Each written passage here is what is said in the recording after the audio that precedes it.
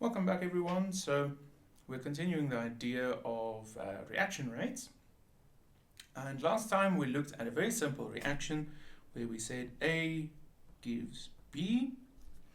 And we asked the question, or I simply posed the question, so what happens, for example, if you start introducing stoichiometry? What is the effect then in terms of what you need to write in terms to say rate equals change in A divided by T, right? So does anything change? Is this still a valid expression? That is the question. So it does turn out that yes, indeed your stoichiometry will have a massive effect on your reaction rate, or meaning not the overall rate of reaction, but the rate of the formation of your products and the rate of the consumption of your reactants. And it will make sense because, let's say, for example, you have a reaction whereby you have 2A reacting with 1B giving C plus D. That means that your A is consumed twice as fast as your B is. Why? Because they have a 2-to-1 stoichiometry. So meaning, literally, for every 1B that reacts, 2 A's have to react. And hence that the rate of A being consumed will be twice as fast. So therefore the overall rate of reaction, because that needs to be a constant number, so like 7, so this number over here on the left hand side must be a constant number, right? And if we want to give the constant number needs to be equal to all these things, what do we need to do with this stoichiometric number?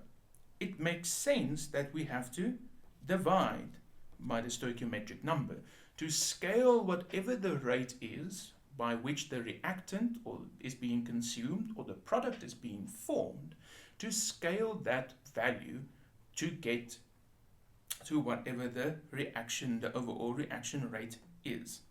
So if you look at this generalized reaction, so it says if you have a reaction whereby each of these, so something A plus beta B gives gamma C plus delta D, then you must just divide by the stoichiometric coefficients and then the rate of production and the rate of consumption for each of these species are just divided by their stoichiometric coefficients to give the overall reaction rate. So for A, the alpha goes there. A, the alpha goes there.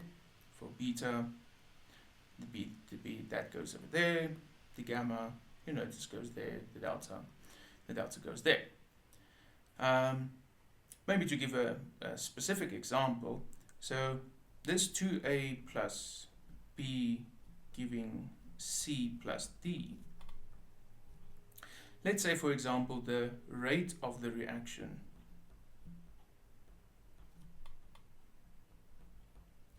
is 7 molar per second. You know that. Then that means that our A is being consumed at 14 molar per second. Right? Because there's 2A for every 1B. Well, that would be a negative. It means B is being consumed at 7 molar per second. Why? Because there's 1B for every 2A. So it means B is in a one-to-one for in terms of the overall reaction. So if you look at this in terms of their stoichiometry, B and A have the relationship 2-to-1.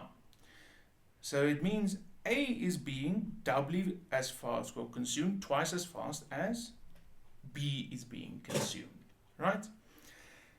And that is exactly what this overall reaction rate is trying to fix or not to fix, but to scale in terms of the relative rates and why you divide by the stoichiometric coefficients. Okay, so that's something you need to take into consideration.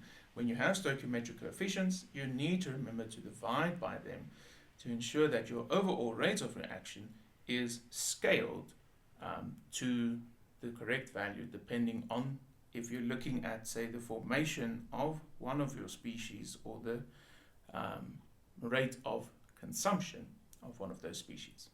All right, thank you for watching, and I'll see you in the next video.